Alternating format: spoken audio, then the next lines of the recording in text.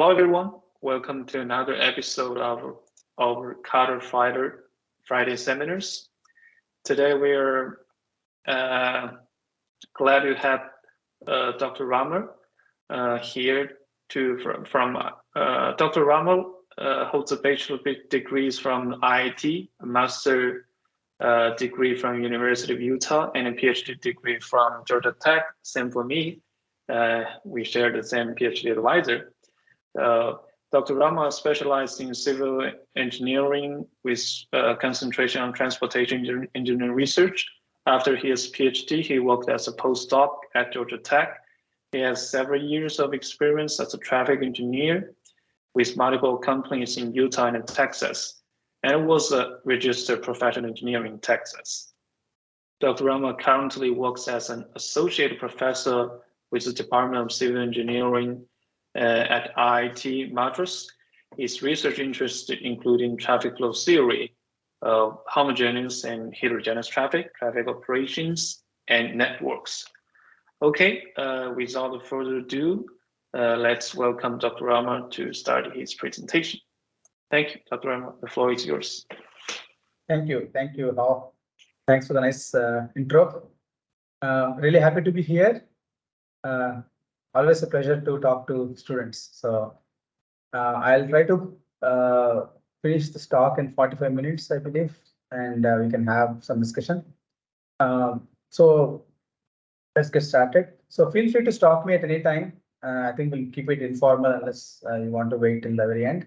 So if you raise your hand or something, I'll be more than happy to stop and clarify your doubts or questions. So with that, again, thank you very much. I thank Center for Urban Transportation Research, University of South Florida, for giving me an opportunity to present my research here.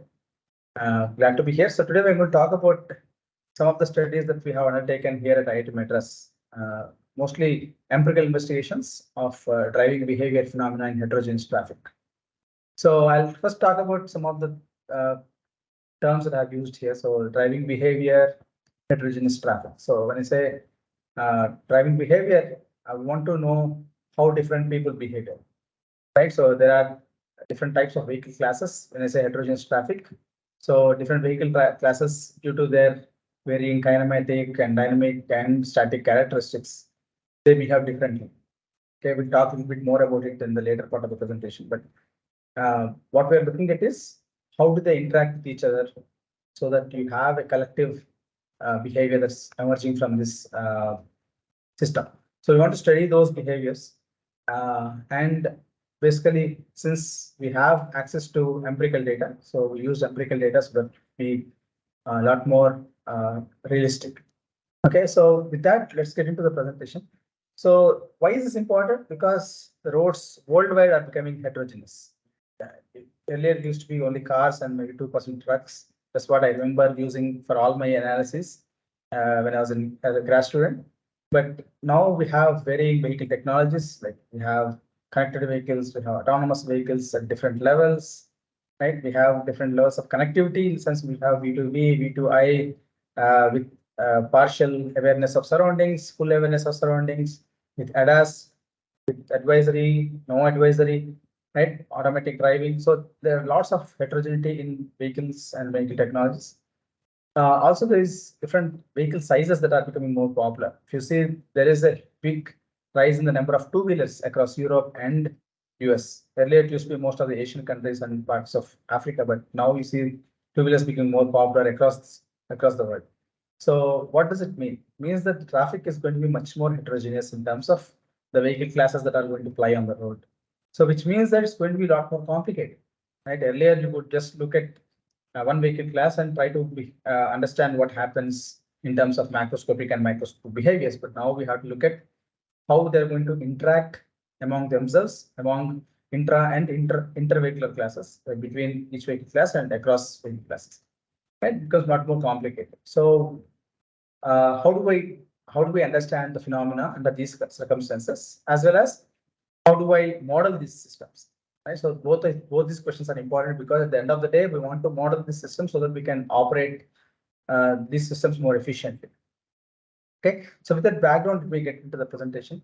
again, since we have a range of backgrounds, I believe, so I'm going to go a little at a lower bound. In sense, I'll try to explain a few things in a little more detail. But if anybody thinks it's too low level, just let me know, and I'll kind of skip those things. Okay.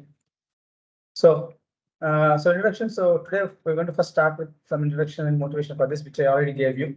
Then I'll talk about two studies that we have done. So first one is about composition-specific fundamental diagrams, and then the anisotropy, non-anisotropy in heterogeneous traffic. So there are two topics I'm going to discuss, two studies that we have done. And this work is mainly from Nandan Maiti, who is a doctoral student here at IIT Madras. He just submitted his dissertation, so we are waiting for his viva, so he'll be done.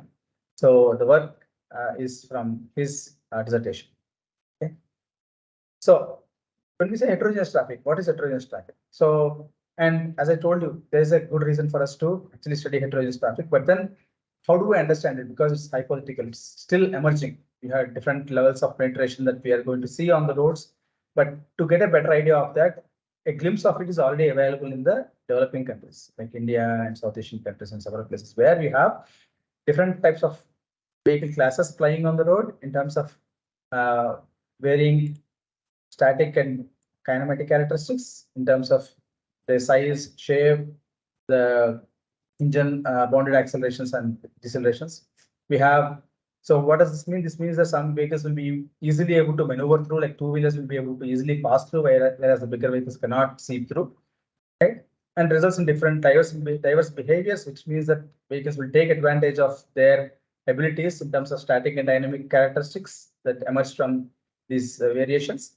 They will take advantage of that. For example, the seeping behavior I said, right? Similarly, platooning happens, like dispersions happen in traffic because the two-wheelers and vehicles which can accelerate quickly will be able to accelerate faster, and then you will see the vehicles disperse over long sections of roadway. Right. Similarly, there is dynamic composition, which means that your proportions of or penetration rates are continuously changing. It's not like it's a 2% penetration or 15% penetration. It's not 15% all the time. Locally, it's continuously changing, which means that there are going to be variations across or interactions that you have. Right. And you also see varying road widths. Like it's not like you have uniform road width. Sometimes there are on-street parking, pedestrians traveling on the road.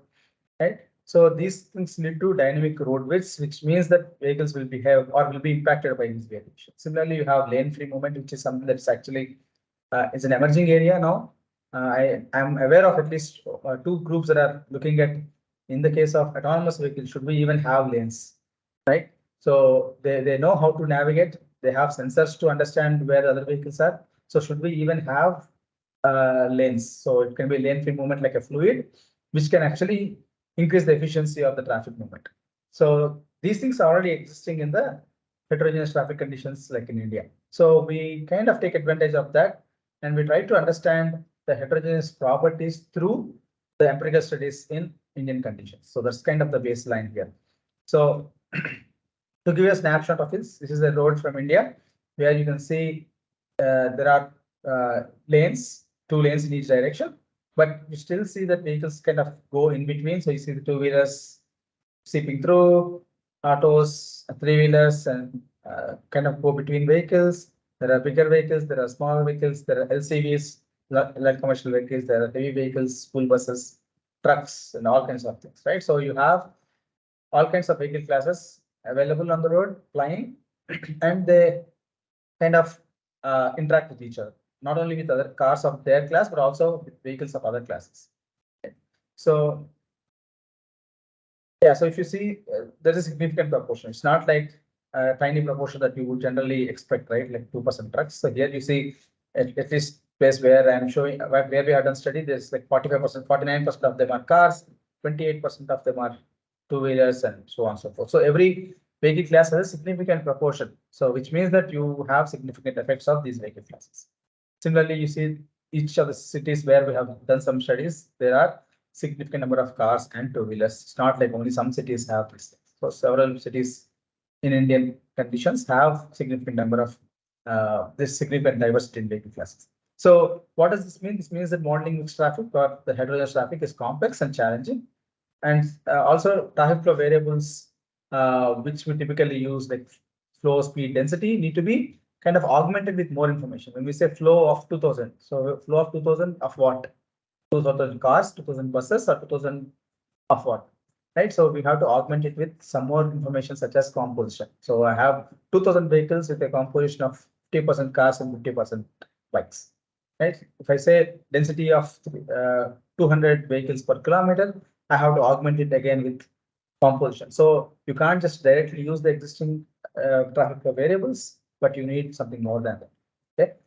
So what does this mean? This actually means that you will have varying behaviors. It means that not everybody is going to behave the same way. The steady states are very difficult to observe, right? We all understand steady states where vehicles travel the same way, right? So it's not like all cars, when we have all cars, when there is steady state, all cars behave the same way. But here you won't see that very often. So vehicles, for example, smaller vehicles will take advantage of their sizes and move through. Bigger vehicles have their ability to see farther. They will take advantage of that. Two-wheelers may be more, or three-wheelers may be more vulnerable because they are not as big and robust vehicles. So if they get into accident, they actually suffer. So there is this fear of what we call safety. So it leads to a lot of behavioral diversity. So these things actually manifest through microscopic and macroscopic models. You can see it's not like a traditional microscopic models that you expect. Right? For example, in this particular case study, we are going to look at fundamental diagrams and car following models under these scenarios and try to understand what are the behaviors that are happening on the road. So again, to give you, I mean, I'm sure most of you already know, fundamental diagrams present the equilibrium relationship between traffic flow variables of speed and flow, speed and density, density and flow, right? And these parameters, these fundamental diagrams are parameters like jam density, saturation flow, critical density, free flow speed, and all these parameters. These are composition dependent. I can't say I have a jam density of 150 vehicles per kilometer, right? So it is dependent on the composition that I have.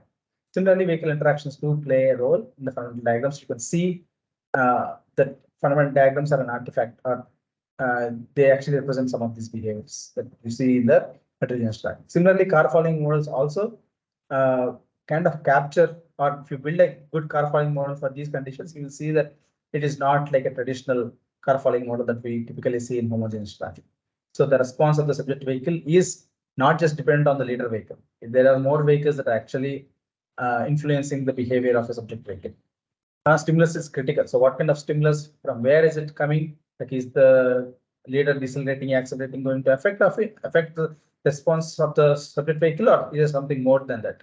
So there's something called multi-vehicle anticipation, where you have leaders, multiple leaders impacting, multiple surrounding vehicles impacting. There may be two leaders for a given vehicle depending on the overlap of vehicle, lateral overlap across vehicles, because they are of different sizes. So all these factors come into play. And if you build a good model, you actually start seeing that there are significant variables. So when you consider all these different variables from other vehicles as independent variables, you'll see that most of them are significant, right? So you see some strange or not very intuitive behaviors, or not very well accepted theories don't work in the heterogeneous traffic.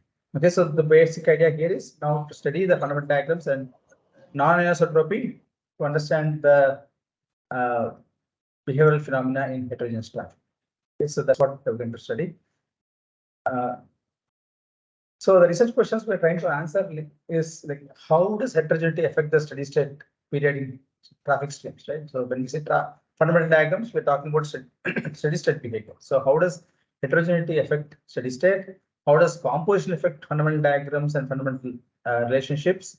What are the characteristics of vehicle interactions in lane-free traffic or heterogeneous traffic?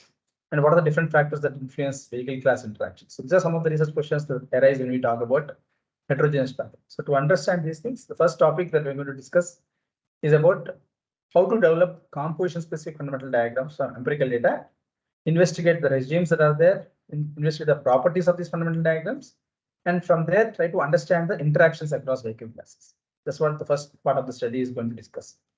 The second one is about anisotropy. This is at a microscopic level. Typically, most of you probably already know that anisotropy is very well accepted phenomena in homogeneous traffic. So which means that vehicle in the front influences the vehicle in the back. So if I'm driving, I'm influenced by only the vehicle in the front. Nobody else actually influences my driving, right? So if the vehicle in the front slows down, I slow down. Vehicle in the front accelerates, I accelerate. So I'm only looking at the leader in the front in the same lane. So here the question is this assumption valid for heterogeneous traffic, especially if you don't have lane-based, right? If not, is non-anisotropy observed for all vehicle classes, which means that all vehicle classes will be influenced by all vehicles, not only in the front, but side, back, and things like that. So how does composition and traffic conditions affect the level of anisotropy? So all these questions are important when we talk about microscopic behavior, right? What I'm talking about in the first one is the macroscopic, and the second one is the microscopic. Okay. So let me first introduce the data that we have looked at. So we looked at data from 3 different cities. One is Surat, which is in the western part of India. So this is India.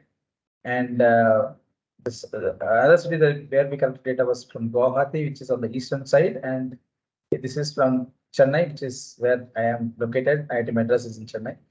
So from the southern part of India. So we looked at data from 3 different cities to understand this phenomena. So if you look at the composition, so you have a tertiary diagram here where you get composition on each of these axes, two-wheeler composition, cars, and we kind of combine buses, LCVs, and trucks into one VLT, right? VLT. So because these 3 together is kind of significant, but individually they are smaller. So we kind of predominantly look at these 3 vehicle classes to start with, but one could use the same framework to actually study more vehicle classes. Okay. So typically the physical characteristics is something like this. Two-wheelers have 1.8 meters, 0.6 meters wide, and so on and so forth. So these are typical. So these have, we kind of combine these ones together, and then these things. Three-wheelers are generally not a big proportion in the places where we studied, so we did not consider them as a separate vehicle class. So first vehicle class, second vehicle class, and these 3 together as third vehicle class. So we have 2 hours of trajectory data from each of these locations during the peak period. So to give you a snapshot, so this is one data collection location where we look at mid-block locations. We call the trajectories through image processing. We have drone footage through which we collected the videos, and then from there we extracted the trajectories. And there's significant flow variation across different vehicle classes. The speed variations during the peak hour, anywhere between 5 kilometers to 37 kilometers per hour, so on and so forth for different vehicle classes, and significant proportion of these vehicle classes. Yeah. So the first question that arises is, what is steady state? We say steady state in for plotting fundamental diagrams. What is steady state? So we try to understand, is there any evidence for understanding the steady state? So what we did was we did the wavelet transform of each vehicle class trajectory. So you have all different vehicle class trajectories flying together. For example, if you see here, right, you have different vehicle classes going together, right? They are kind of plotted by speed, but you could, you have different vehicle classes also in there.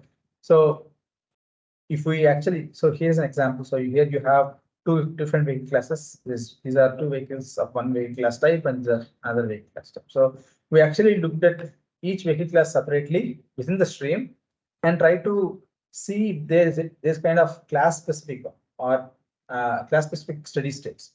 Okay, then when we did the wavelet transform, actually it was surprising to see that the slopes are similar across multiple locations, across multiple pairs, which kind of led to the conclusion that class specific steady states do exist. Okay, so there is nothing like the whole stream is in steady state, but you have class specific steady states, which is interesting. It's like a family of classes. I mean, I'm not sure if you have studied this, but you can consider multiple vehicle classes within themselves being in steady state, and then you can actually look at the steady state of combination of these vehicle classes. So here was an evidence that we found that class specific steady states do exist, even though it may appear like the whole stream doesn't seem to be in steady state. Okay, so then this led to us developing a methodology, because defining steady state itself was not very clear for heterogeneous traffic. So what we concluded was, you actually can plot steady state conditions for each vehicle class, and then look at the steady state which is similar across, or which is the same across all vehicle classes. Okay, so here are some conditions that we impose to make sure that there is, because when you say steady state, you can never see a perfect straight line in sense of cumulative curves. Right, you will see some variation. So we had to put some bounds on what is the level of variation that we allow. So using some of these things, we define the steady state. So I hope you are familiar with cumulative curves. If not, these are cumulative number of vehicles crossing any location. Similarly, this is cumulative number of vehicles crossing a location, cumulative occupancy of. So Cassidy has a paper, bivariate paper, where they define, where they kind of show the oblique plots for defining fundamental diagrams. So estimate the steady state periods, and then from there get the fundamental diagram. So we use the same methodology, but we actually look at class specific steady states. So here is a plot, oblique plot of the cumulative count curves, and here is an oblique plot of the occupancy. Okay, so from here you can see that when the slopes are constant, right, both slopes are constant, which means that is the period during which you have steady state. So all vehicle classes are, that particular vehicle class is in steady state, which means it's maintaining the same flow or same speed or same headway, same spacing and things like that. So this is the duration of steady state. So that's what you can get from the cumulative count curves. So how do we do steady state for the stream? We look at steady states as a common area that's across steady states of all vehicle classes. So I have a duration during which I have two-wheelers in steady state, cars are in steady state, autos and BLTs, they are on steady state. So if I look at all four vehicle classes, what's the time period when all of them are in steady state? Right, here is an example. You have of four vehicle classes. This vehicle class is in steady state. This vehicle class is also in steady state here. This is also in steady state, and this is also in steady state. Right. So we look at time periods during which all vehicle classes are in steady state, and we call that as a steady state period for the stream.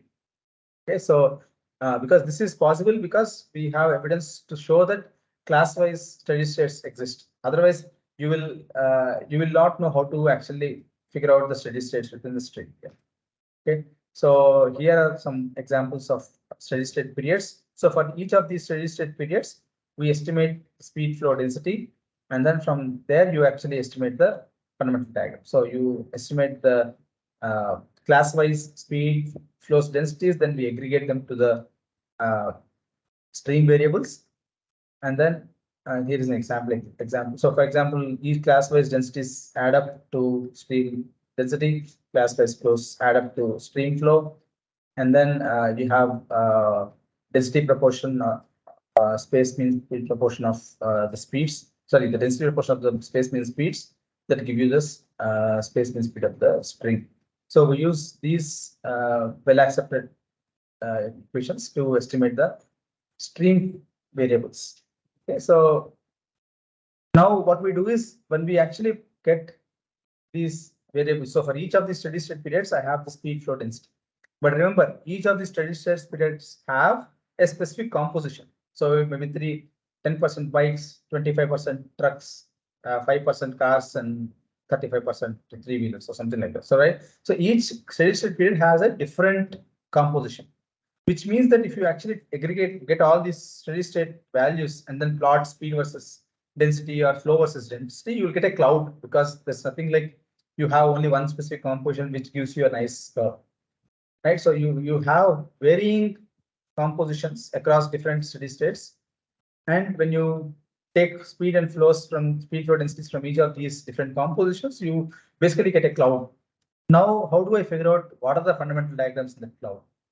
Guys, I'll show you example thing in the next slide. But the idea here is, how do I estimate once I have speed flow values and I plot them? They're all steady state, so which means that they represent fundamental diagrams, but there are multiple fundamental diagrams within them, right? So how do I estimate that? So let me maybe show you this cloud quickly. So this is how it will look. So it's all there are steady state points of occupancy and flow, but you don't see a fundamental diagram because there are multiple fundamental diagrams in this. Okay, so now the challenge is to figure out how many fundamental diagrams are there and what are those. Okay, so that's the question we're trying to figure out now. So what we do is we actually look at, in the interest of time, I'll quickly go through. So we actually use k-means clustering to figure out what are the different. So we do two types of clusters. So first one based on the occupancy. So what are the different types of not occupancy, the compositions. So we first cluster them based on composition. So which is the first step. So we found out that there are two significant compositions that are observed during this period. And then the second step is to actually cluster them based on the traffic state. Okay, so then we found out there are three different traffic states that are possible. So we have two clusters based on the composition, three clusters based on state. So we actually get 6 different clusters from here. Okay, so you have 6 different clusters which have the medians or centroids shown by the circles here, bold circles here. Okay, so now the question is, I have 6 clusters of points from here, and I have 6 centroids. So now how do I estimate the fundamental diagram? Okay, so what we did was, because we don't know, we need to basically plot. We assume it's to start with, we assume it's a triangle.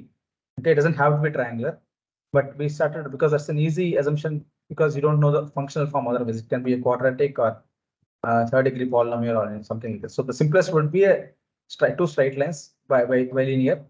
So two regime model. So here we started off with the assumption, but we later on relaxed it. So what we figured out is, if we actually look at the whole cloud, there are 6 centroids. Now we need to draw 2 lines from these centroids, which will give me fundamental diagrams. But how do I draw these lines? I mean, for example, if you the first four lines, if you actually draw lines through those centroids, you see that they actually are almost kind of similar to each other. I mean, there is no big difference, right? Because it has to start from this and then it has to go through these centroids. Right? So you see that the free flow branch for different compositions, different clusters, actually doesn't have big variation. They are very similar. Okay, the slopes are very similar. But when you want to plot for the congested regime, you have 2 different centroids and lines have to pass through this. But we don't know the saturation flow. We don't know the density, the jam density, because for different compositions, you have different jam densities. Right? So we don't know either of these points. So we have to figure out a way to plot these points. So what we did was to actually translate the density into something called area occupancy.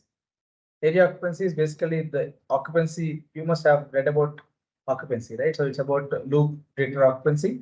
So here we have that occupancy multiplied by width of the vehicle. So this is Wi by road width. You multiply that with that. So you get something called area occupancy. So amount of area occupied. So that can be a maximum value of 1. So we actually fix one of the points, one end. So we have 1 here. Then we can draw. So here on this side, we have the origin. It's a fixed point. Right? You can draw lines through this origin and through the centroids. But on the other side, since we transform the densities into area occupancy, the maximum value possible is 1. So I have this end fixed and I can draw points through the lines joining this point and the centroids. So now I get the first cut, the first estimate of the fundamental diagram. So here I saw that this is the first cut fundamental diagram that I see. You can see it's not perfect, but we are going to improve upon it. Okay, so this is the first step towards getting some kind of making sense of the cloud. I mean, we want to start with something reasonable and then we'll kind of fine tune it further going forward. So what we see here is the free flow branch is kind of not, I mean, it has some dispersion, but not as much as the congested branch. You can see this lot more dispersion on the congested branch, and it looks like there are two different fundamental diagrams here. Okay. Later on, you will see it can be more, but then at this point of time, it appears like there are 2 congested branches, which means there are 2 different fundamental diagrams. So once I get these lines, I go see where they intercept the free flow branch. So from there, I estimate the saturation flow. Once I know the saturation flow, then I take that point and then join that point and centroid, and I will go figure out what is the density. So from there, I actually do backwards and figure out what is the density, jam density, because I don't have any jam density points, right? So I have to estimate what's the jam density. So to estimate the other side, so I start with this to estimate these points. And once I get these points, I go backwards and do reverse engineering to figure out what is the jam density. So this is a little trick that you could use to actually figure out the saturation flows and jam density and free flow speeds and other things. So they're the parameters of the fundamental diagram that you can estimate, first cut estimates of fundamental diagram parameters. So, but then you can see that there is quite a bit of dispersion, especially on the congested branch. And this is expected because what are we doing here? Even though we are saying there are two fundamental diagram congested branches, actually there are different compositions here. All of these things have different compositions. They are nowhere close to each other, but they have some similar behavior. So at the first cut, we kind of combine them into two different clusters. But because the compositions are different, their interclass interactions are different. The vehicle behaviors are different. And I'll give you a quick example. What we observe is two-wheelers. When you have mild conditions, two-wheelers actually go faster than other vehicle classes. But as the density increases, as the density of heavy vehicles increase, you start seeing that heavy vehicles actually maintain higher speed, but two-wheelers reduce their speed significantly because of the safety issues. They feel more vulnerable. They feel more scared of these heavy vehicles around them. So actually, the speeds of two-wheelers goes down significantly compared to the trucks. But then at a later point, when the density keeps increasing, you will see that this thing flips back to two-wheelers going comparatively faster, because now the heavy vehicles are not able to move as freely. So you increase density further. Now they feel they are not able to move freely. So bigger vehicles slow down and two-wheelers actually catch up and try to go faster until a point where the density becomes so high that all of them go at similar speed. So there is kind of variation in terms of how they behave under different densities, also at different compositions. Okay, so that leads to unusual scatter in the congested branch. So in homogeneous condition, you will expect more dispersion in the free flow branch, because vehicles behave differently. Since some people go at higher speeds compared to others and things like that. But congested branch, typically you see a lot lesser dispersion. But in heterogeneous traffic, it's the other way around. In urban conditions, typically the speed limit is what drives the free flow branch, which means that all vehicles will have very similar free flow speeds, which means they have very comparatively tighter fit for the free flow branch. But for the congested branch, you will see a lot more dispersion.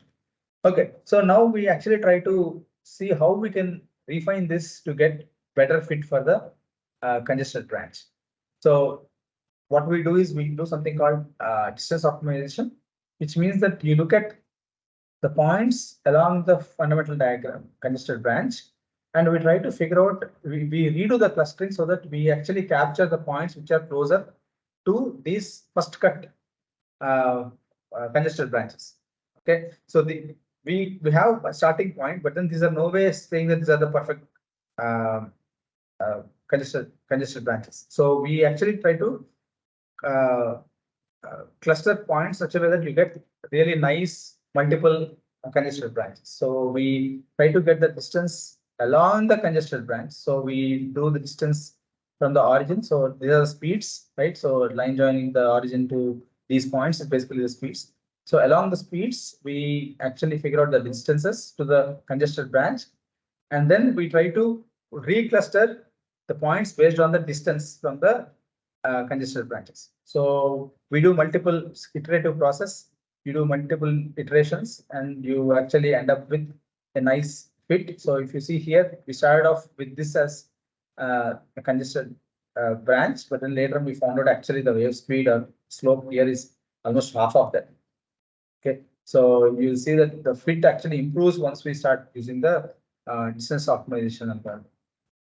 Okay, so still it was coming out to be two branches only, but you have much tighter fit, which means you have better estimates of saturation flow and jam densities.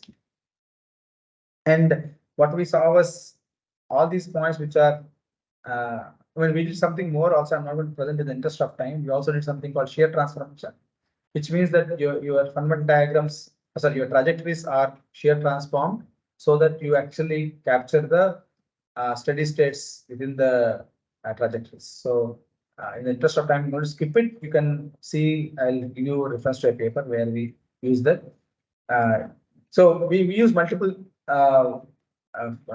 algorithms, multiple steps to get a better fit for these fundamental diagrams. So we find that there are some interesting patterns in terms of behavior. So all these compositions which are in red seem to have similar behavior, and all these points in green have similar behavior in terms of the fundamental diagram. So all these points present one of the fundamental diagrams. So these are the confidence intervals, the dashed lines, and this is the free flow branch, and this is the congested branch, and all these green points and all these red points, right? So they represent two different types of. I mean, you can group all these compositions that exhibit similar behavior because they all belong to the same fundamental diagram.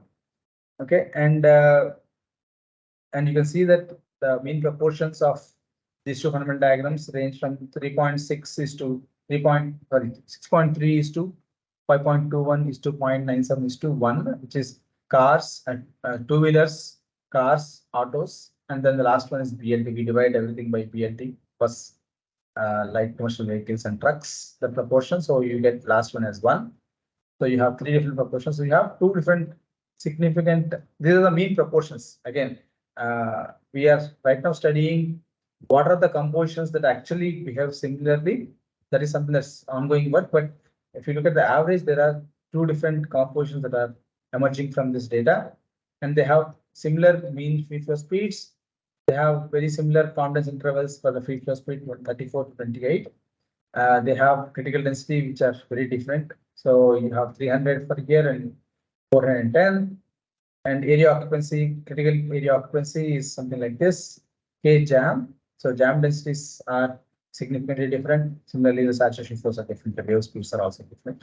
And you can see that this phenomena of where they say if you have bigger number of heavy vehicles, you will have smaller jam density, but you have higher wave speed, right? So same thing holds true here. So the places where you have a more number of, for example, 6.3% versus 26.8%, right? So if you have this has much smaller proportion of two-wheelers compared to this, which means that it has smaller wave speed compared to this one.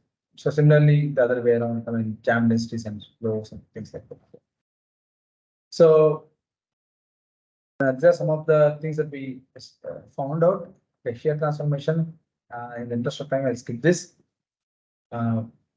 Basically, what we do is these are the trajectories, but you kind of transform it. So because when you don't do shear transformation, you are mixing up the traffic states from the red, which is in one particular traffic state, versus the blues, which are in another traffic state. So we move the trajectories such that you actually have a particular perfect box where you can do Euclidean coordinate system. You can estimate the speeds, flows, and densities using it is definition. So it really helps. So this is one of the tricks that we use to even further reduce the dispersion in the fundamental diagrams.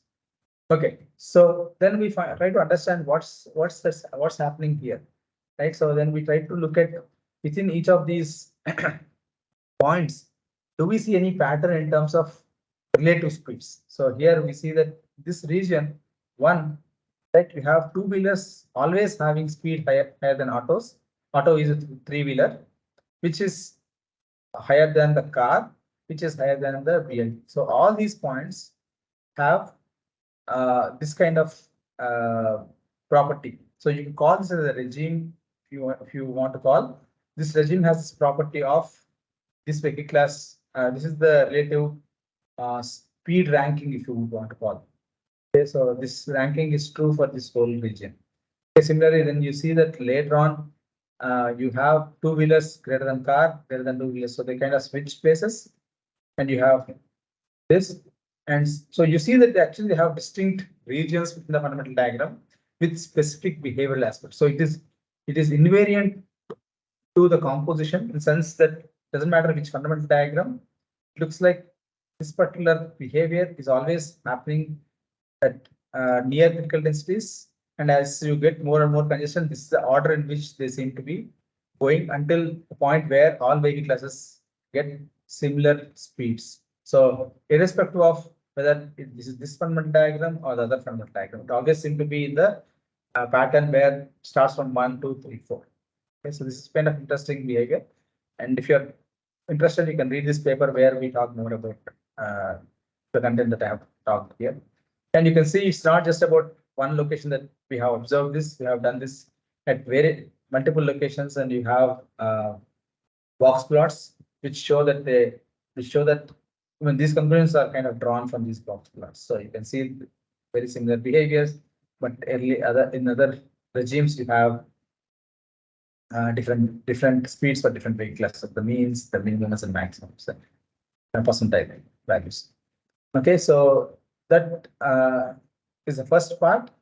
So then we try to kind of actually improve upon it. So it need not be triangular. So you can have nonlinear or quadratic and third degree polynomial congested branches. So we try to do it. What we found out was with the higher order polynomials, you will see that the saturation flow actually reduces sometimes.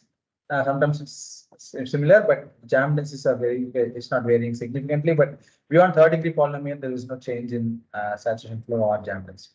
The only change between first order and second order polynomials that we will see.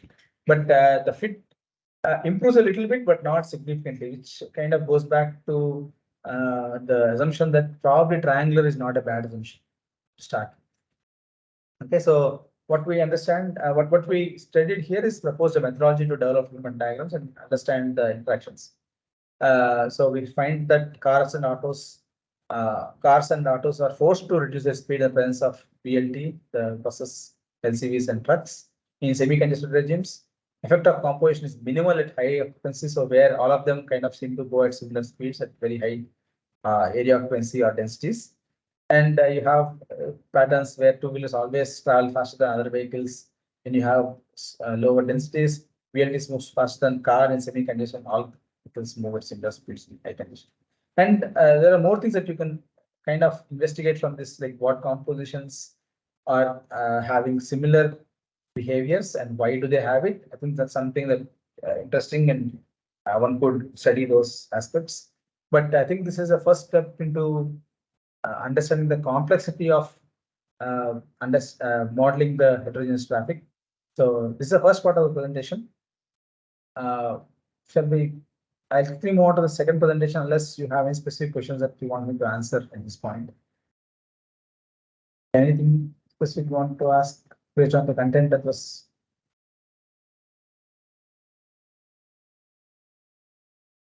Okay, then let me finish, then we can have some discussion. Okay, so the second part is about investigating the non-anisotropy. Okay, so people who are not familiar with it, isotropy is, and you must have studied materials, right? So isotropic materials are where you have same properties across all axes, right? So here, in terms of traffic, there is equal effect of this vehicle, this vehicle, this vehicle, this vehicle. Okay, that's how we define isotropy. When you say anisotropy, other vehicles don't have any impact, only the vehicle in the front has an impact. This is what we typically assume for homogeneous traffic. When you look at heterogeneous traffic, you have other vehicle classes, but there is effect of them, but the effect is not the same. So you have different effects. So this may have higher effect than this may have a different effect than this. So there is effect, but it's not similar across all directions. So that's what we call as non-anisotropy. Okay, so this is isotropy, this is anisotropy, but this is non-anisotropy. It's not like this is absent. These are present, but they are in different orders. Okay, so we try to understand if anisotropy assumption that we typically have in homogeneous traffic, is it valid for anisotropy for heterogeneous conditions? So basically, we're trying to investigate non-anisotropy properties of fundamental diagrams and behavior models in heterogeneous traffic. So let me define non-anisotropy in more technical terms here. So what does anisotropy mean? Anisotropy means that vehicles are influenced. In this particular case, we look at only the front vehicle and back vehicle. So if we go back and we redefine it in the context of the study, we are not looking at the influence of these vehicles, side vehicles. We are only looking at whether the subject vehicle is influenced by the leader as well as the follower. So here this becomes the follower, this becomes the leader, and this is my subject vehicle. Okay, so here in the context of the study, non-anisotropy is we're trying to see if this subject vehicle is influenced by both the leader as well as the follower.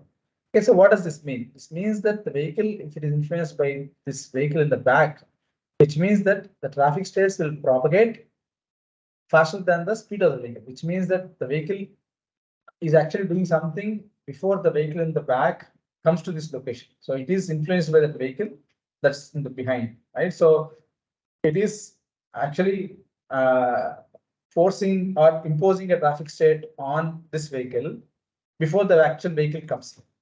So that is influencing the vehicle in the front, right? So that's what we mean by non-anisotropy. So traffic waves propagate faster than the speed of the stream. So vehicles, before the vehicle comes to this location, the traffic state that is caused by the vehicle arrives, right? So which means that you have dq by dk greater than v, which is the speed of the vehicle, right? In a k versus v plot, which means that dv by dk is greater than 0. Or in other terms, you will have, if you draw the slope of on the fundamental diagram, if you do dq by dk slope, it will have a negative intercept. Okay, so the line will actually go and cut the negative y-axis. Okay, so that's kind of the formal definition for non-anisotropy as defined. This is actually defined by Zhang in one of the papers. So non-anisotropy papers. Sorry, I forgot to cite it, but this is coming from Dr. Zhang's paper on anisotropy on multi-lane roads. I think if I remember correctly, it's a part of the paper. Okay, so this is how they define non-anisotropy. So we look for any weak evidence of non-anisotropy in the fundamental diagrams because this is based on the fundamental diagrams. So if you see fundamental diagrams in heterogeneous traffic, and if you see that there is localized phenomena where the slope of the fundamental diagrams actually cut the negative y-axis. So which means that we actually look at our fundamental diagrams instead of trying to estimate through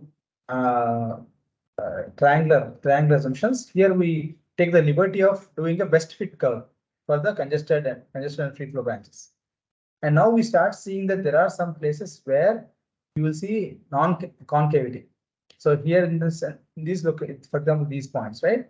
So these points, similarly, these points from different cities, right?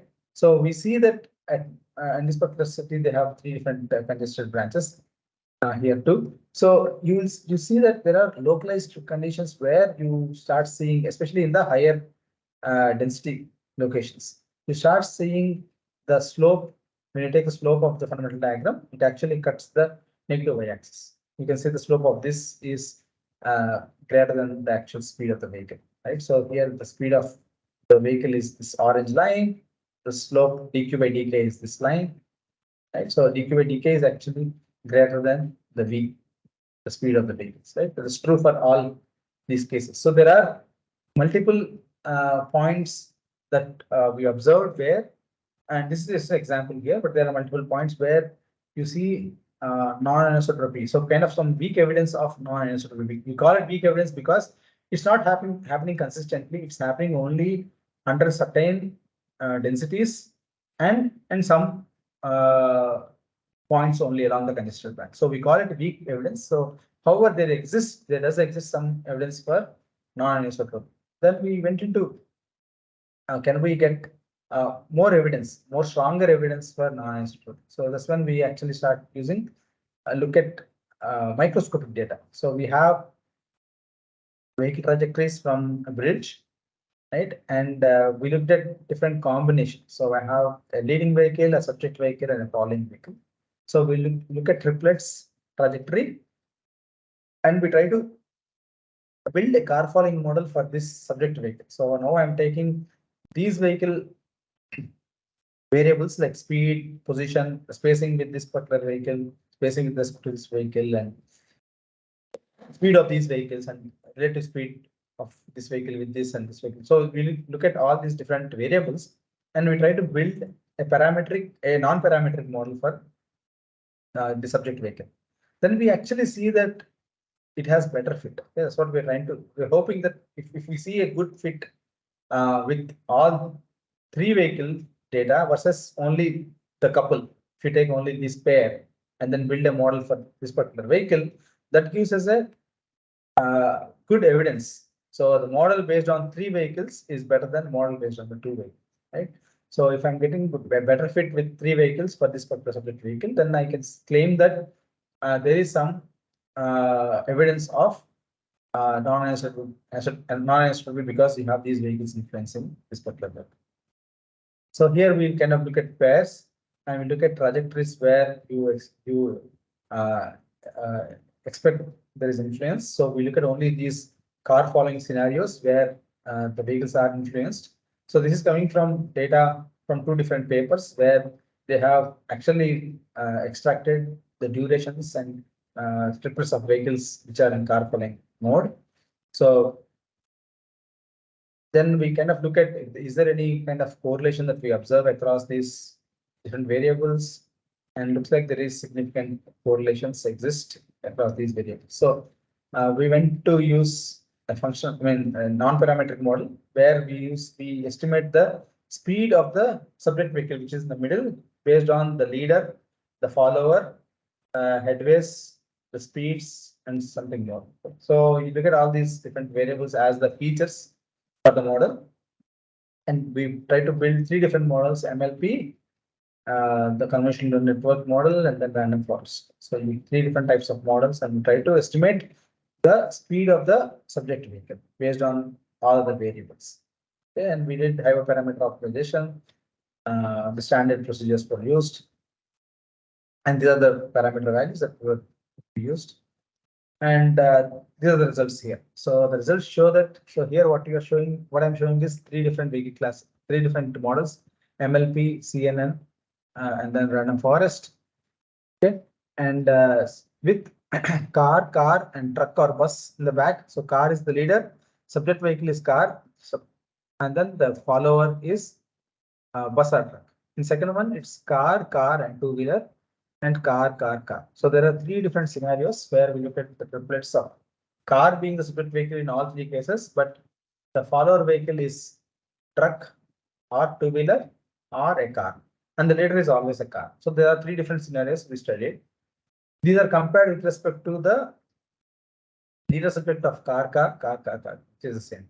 So then when we try to kind of look at what is the accuracy that we get. So you see that the accuracy actually improves when we go with the triplet compared to the pairs. Okay, so you can see 89.3 accuracy, 85.2, 1.42, 0.63, and so forth. So CNN models seem to be consistently giving good performance compared to the other two models at the model level. But then more importantly, at a feature level, we see that the triplet actually seem to have better fit compared to the pairs.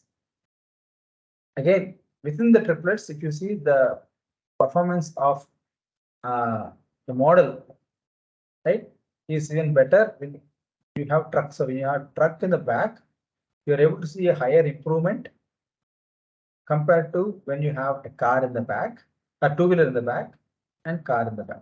So which means that when you have truck in the back, actually you should include the truck variables or truck features in your modeling that will actually improve your. I mean, we have the highest fit or best fit with the triplet, and for the case of truck as the follower. So which kind of gives you some strong evidence of non-anisotropy, because the truck is indeed influencing. And this is actually logically true. I don't know how many of you have traveled to India or lived in India, but you see that the bigger vehicles actually bully the smaller vehicles because they are able to see much farther, which means they don't have to be very sensitive.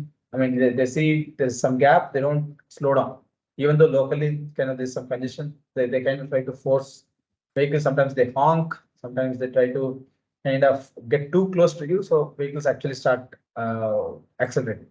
So this is kind of intuitively true for people. I mean, this kind of intuitively true. People probably can visualize this when if they lived in India or Asian countries. But a data-driven approach shows for the first time that this is actually true.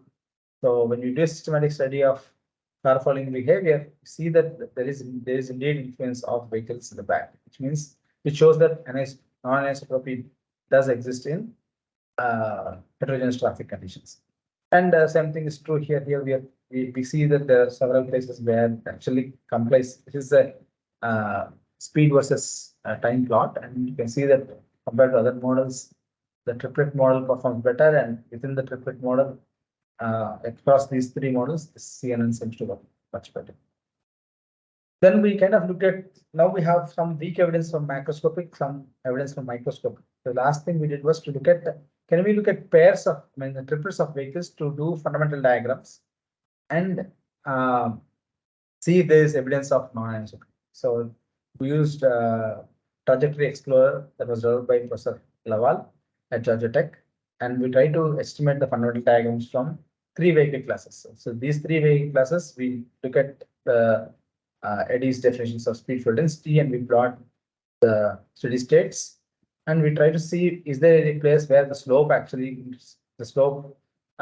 is positive, and then it intersects the negative y-axis. And we do see that evidence for it in multiple places from different cities.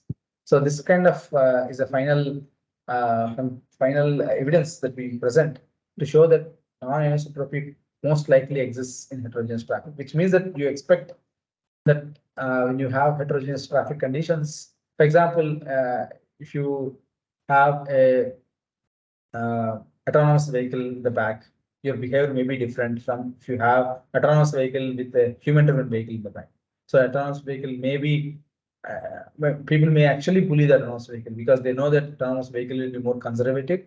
So which means that a human-driven vehicle may get really close to it, and then it will actually influence the autonomous vehicle to go faster or do something differently. So which means it's possible. When if you think about it, it is possible to have non-anisotropy in heterogeneous conditions, even in the homogeneous conditions. I mean, even when they're all cars, right? If you have different types of people driving, you could have significant non-anisotropy in the heterogeneous conditions. So, and this paper is published in Physica. You can see these results and more in the paper.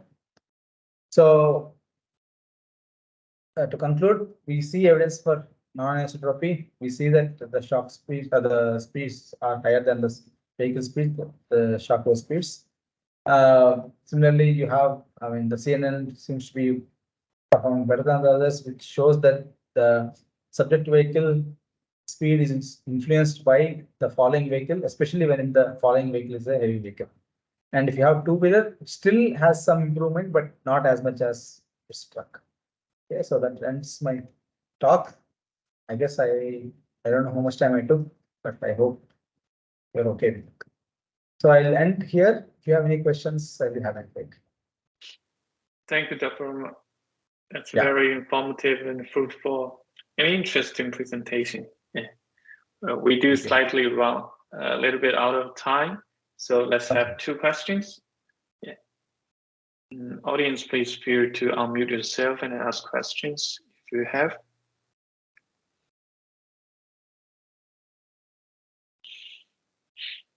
Maybe I can start the first one. Yeah. Rama, can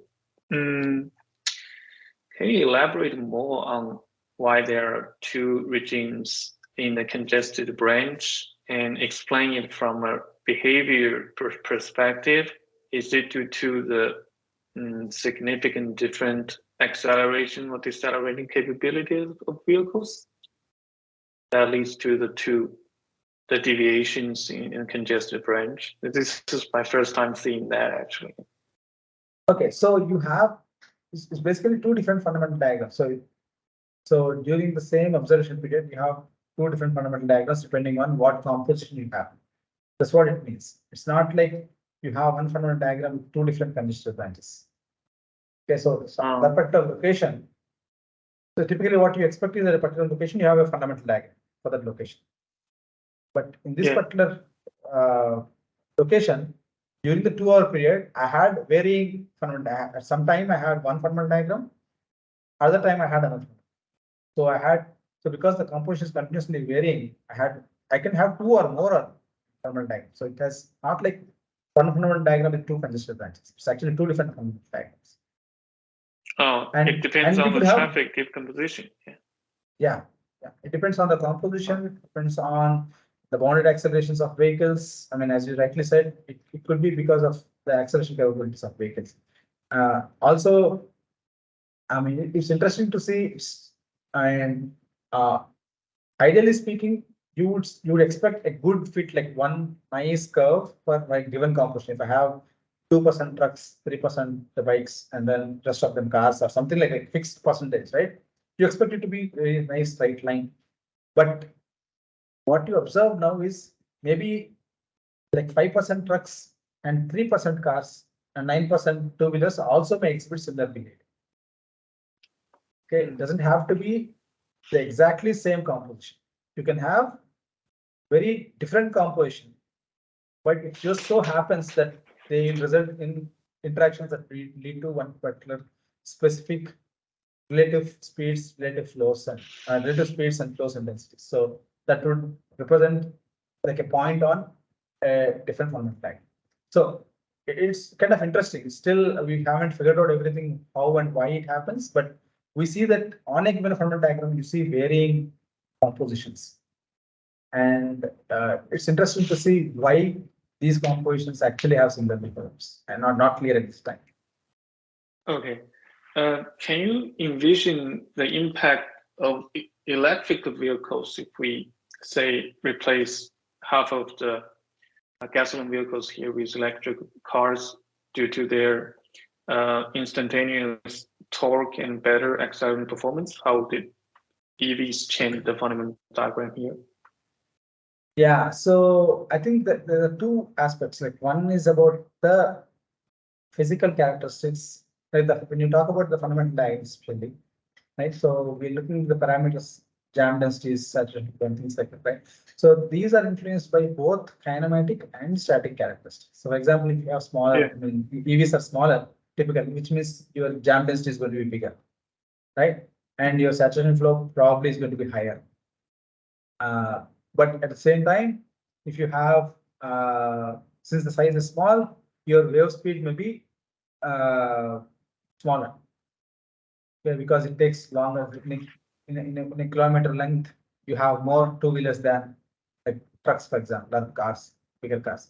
So which means that it may take longer. I mean, their free flow branch may be steeper because they have higher speeds and they can accelerate faster. So you don't see much dispersion and you see much nicer fit for the fundamental diagrams. But other parameters do change, which means that you will have significant change in the fundamental diagrams per se. I mean, so that's actually a project we are working on right now. Oh, nice. So we're looking at EVs and their. I mean, is there a rationale for doing special lanes for EVs based on their characteristics? And if so, how will you do it? Yeah. I asked this for another reason. I feel like EVs are typically easier to control. So I think the random errors in human driving can be reduced. So if we see, if that really happened, it could also change a lot to the capacity of FD here. Yeah, but I'm not certain. Maybe it can be part of your project, the result of your project. I would like to. Yeah. We are trying to actually collect some data with these. So it's still in progress. I mean, we have 2 aspects to it. One is theoretical, looking at multi-class models and things like that. But the other aspect is to look at empirical validation of these theories. So in this later part of the study, we will actually have some empirical data to validate these results. Okay. Yeah. Let me ask the last question on behalf of maybe many transportation engineering here. Can you briefly talk about the implications for control here? So based on the findings, the fundamental diagrams, based on different vehicle composition. What are the implications for traffic control from an engineering perspective? It's a very good question, but very difficult to answer because see, what we are finding is actually you need to have a new strategy in the sense that the traditional systems may be very inefficient when it comes to, because there's no fixed parameter like I am going to have this saturation flow, right? Or I'm going to have, this is the maximum Q length I will have. So nothing is constant. So it's continuously varying depending on the composition, depending on all the factors and influences that arise, the interactions that arise, like behaviors are going to be different. So which means that the traditional things may not be the best way. I'm not sure what is the right way to do it, but it's something that still needs to be thought through, because typically we define when we do traffic control, we have some fixed parameter values that we start with. But if things are dynamically changing, so stochastic, then we may need more decentralized control or some kind of localized control that can quickly look at local conditions and kind of figure out what to do. I'm not sure. Maybe autonomous systems may be more efficient in that sense, maybe. But it's not very clear at this time what the implications are. But definitely existing systems need to be relooked at. It can't work as efficiently as they are currently operating. Okay. Yeah, Thank you for your comments. Looks like a lot of things we have to do. All right. Thank you for the excellent presentation, and thanks audience for your valuable time. Appreciate attendance, and let's thank again for Dr. Rama. Wish Dr. Rama and all of the audience a happy Thanksgiving holiday. See you next time. Thank you. Bye bye. Thank you. Thanks for the opportunity. I look forward to kind of interacting more with you guys. So we'll see. Okay. Bye bye. Bye bye. Happy holidays.